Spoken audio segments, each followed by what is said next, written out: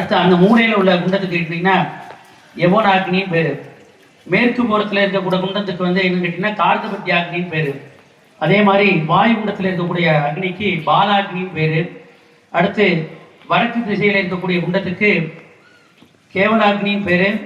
இந்த ஈசான்யமாக இந்த மூலையில் இருக்கக்கூடிய குண்டத்துக்கு சாமானிய அக்னின்னு.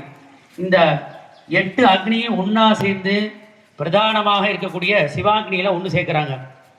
இந்த 9 அக்னி எதுக்கு வச்சுருக்கோம் அப்படின்னு கேட்டாக்க பஞ்சபூதங்கள் தத்துவங்களை கொண்டு தான் இது. எப்படி நிலம் நீர் காட்டுங்கிறமா ஒன்று பார்த்தீங்கன்னா ஒவ்வொரு தத்துவங்கள், வாயு தத்துவம், அக்னி தத்துவம், ஆகாச தத்துவம், இந்த மாதிரி 5 தத்துவங்களும் சூரிய சந்திர பரம்பொருள் இந்த 8 ஒன்றா சேர்ந்து கடைசியாக எங்கே போய் சேர கேட்டிங்கன்னா சிவாக்னிங்கிற சொல்லக்கூடிய பிரதான குண்டத்தில் சேர்ந்து இந்த பிரதான குண்டத்துலேருந்து நம்ம அம்பிகைக்கு சம்யோஜனம் செய்கிறாங்க. இது எப்படின்னு கேட்டாக்க நம்ம கரண்ட் ஒயர் தான் நமக்கு எப்படி நியூட்ரல் பேஸு அப்படிங்கிற மாதிரி எப்படி இருக்கோ இது மாதிரி எல்லாமே சேர்ந்து இந்த யாக குண்டத்தின் மூலமாகத்தான் அம்பிகைக்கு அந்த சக்தியானது செலுத்தப்படுகிறது. இது வந்து எப்படின்னு கேட்டாக்கா சாதாரணமாக வந்து ஒரு சின்ன கோயில் இந்த மாதிரி கும்பாபிஷேகங்கள் எல்லாருக்குமே தெரிஞ்சிருக்கும், செய்ய முடியாது. ஏன்னா சின்ன கோயிலில் சின்ன வருமானம் வரும், அதுக்கு தகுந்தபடியான மக்கள் வரி பணம் போட்டு எல்லாம் செலுத்த முடியும். இது வந்து பார்த்தீங்கன்னா பெரும்பெரும் சிவாலயங்கிறது நடக்கும். நம்ம தேவகோட்டையில் பார்த்தீங்கன்னா வெள்ளவூர்த்தி பிள்ளையார் தற்போது நடந்துச்சு 6 காலம். அதுக்கு அடுத்து பார்த்தீங்கன்னா நம்ம செல்லப்பச்செட்டியார் கோவிலில் 6 காலம். இதெல்லாம் எப்படின்னா நகரத்தார் பெருமக்கள் வந்து இதுக்கு திட்டம் பண்ணி வச்சுருப்பாங்க. இந்த கோவில் இந்த சாமிக்கு இத்தனை குண்டம் போடணும், இத்தனை காலம் பண்ணணும் அப்படிங்கிறது அவங்க திட்டமிட்டு செய்யக்கூடியவர்கள். அப்பேற்பட்ட நமது கும்பாவளிகள் வந்து சீரம் சிறப்புடனே வந்து எல்லோருடைய ஒத்துழைப்பும் உண்டு. இதுக்கு பார்த்தீங்கன்னா சாதாரணமாக ஒரு சாதாரண வீடு கிளம்புனாலே 10,000 ரூபா 15,000 ரூபா ஆகுது. அதுக்கே நம்ம வந்து இவ்வளோ ஆகுமா அவ்வளோ ஆகுங்கிறோம்.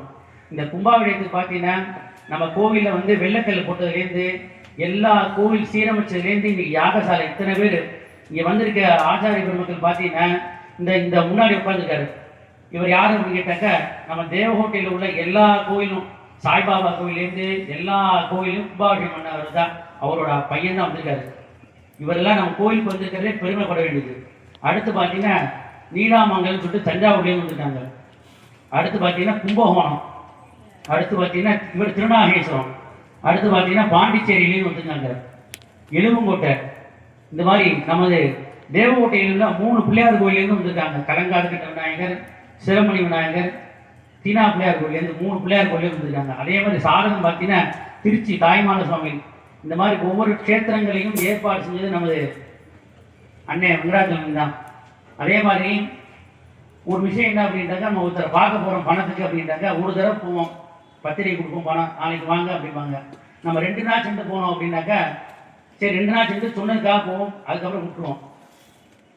இவர் வந்து ஒருத்தரை பார்த்து அந்த பணம் வாங்கி இந்த கும்பாபிஷேகத்தை சிறப்பாக நடத்தணும். 4 காலம் தான் போன வருஷம் நடந்தது, போன கும்பாபிஷேகம் நடந்தது. 4 காலம் பண்ணுவோம் அப்படின்னு சொன்னேன். ஆனால் இவர் என்ன சொன்னாங்க, இல்லை சாமி 6 காலம் சிறப்பாக பண்ணியாகணும் அப்படின்னு சொன்னார். சிறப்பாகுமே அது நான் பார்த்துக்கிறேன்னு சொல்லிட்டு ஒவ்வொருத்தரையும் போய் ஒரு ஆளை போய் 10 தடவை போய் பார்க்குறாரு. 10 தடவை பார்த்து நான் இவரை பெருமைப்படுத்தணுங்கிறதுக்காக சொன்ன நடைமுறையை தான் சொல்லிடுது. எல்லாருக்குமே தெரிஞ்ச விஷயம்தான். ஓரதையும் போய் 10 தடவை போய் நின்று பார்த்து அவர்கிட்ட எவ்வளோ ஒரு தடவை காசு வாங்கினா மறுபடியும் உங்களால் செய்ய முடியுமானே, எனக்கு ஒரு உதவி கொடுங்கிறாரு. இது வந்து இவருக்கு இந்த காசுக்காக இப்போ போய் ஒருத்தருக்கு உதவி கேட்கவே இல்லை. அதான் நம்ம ஒரு தடவை போன 2 தடவை 10 தடவை போகிறாரு. போன வாரம் எனக்கு தெரிஞ்ச ஒருத்தர்கிட்ட போய் காசு கேட்குறாரு, பத்திரிகை கொடுத்து. அவர் கேட்குறாரு, என்ன கேட்குறேன்னு கேட்டாக்க எனக்கு அந்த கோயிலுக்கு சம்மந்தமே இல்லை சி என்ன என்கிட்ட வந்துட்டு அப்படிங்கிறாரு. இல்லைண்ணே எனக்கா நீங்கள் கோயில் பாருங்க பாருங்க. சரி அப்படியா அப்படின்ட்டு ஒரு 1000 ரூபா எடுத்து எழுதுவோன்னு நினைக்கிறாரு. இதுக்கு நீ கோயில் பாருங்க அப்படிங்கிறாரு. கோயிலுக்கு வந்து பார்த்துட்டாங்கன்னா 10,000 ரூபாய் ரசீது கொடுத்து போகிறாரு. காரணம் என்ன கேட்க அப்படின்னாக்க இது எல்லோரோட முயற்சினால தான் பண்ண முடியும். அதில் வந்து பெருந்தொகை, இது சாதாரண கிடையாது, பெருந்தொகை.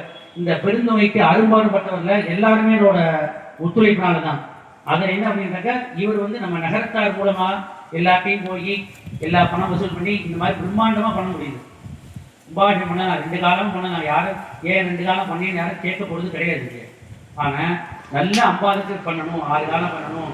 இந்த மாதிரி ஒவ்வொரு ஊர்லேயும் இவங்களுக்குலாம் எவ்வளோ காசு கொடுக்கணும், தங்கறதுக்கு ஏற்பாடு பண்ணணும், எல்லாமே ஒரு வீட்டை வேணால் பயன்படுத்திங்க எதுக்கு வேணாலும் அப்படிங்கிறாரு.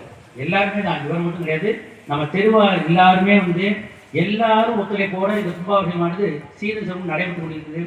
இப்போ இங்கே வந்திருக்கக்கூடிய ஆச்சாரிய பெருமக்களுக்கு வந்து எல்லாரும் நம்ம கோவில் சார்பாக வஸ்திர மரியாதை வழங்கியிருக்கிறார்கள். முதலாவதாக நமது கோவிலில் வந்து யாரும் போனாங்கன்னா திருவிழாவுக்கு மட்டும்தான் வருவோம். இந்த வரேன் திருவிழாவுக்கு மட்டும்தான் நம்மலாம் வருவோம் போவோம். ஆனால் 365 2 பேர் மட்டும்தான் வருவாங்க. யார் அப்படின்னு கேட்டாக்க, ஒன்று கார்த்தி, ரெண்டாவது அண்ணாமலை.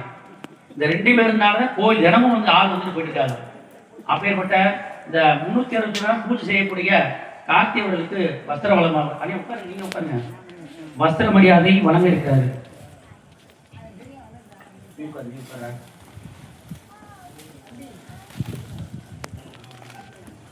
நீங்க உட்காருங்க.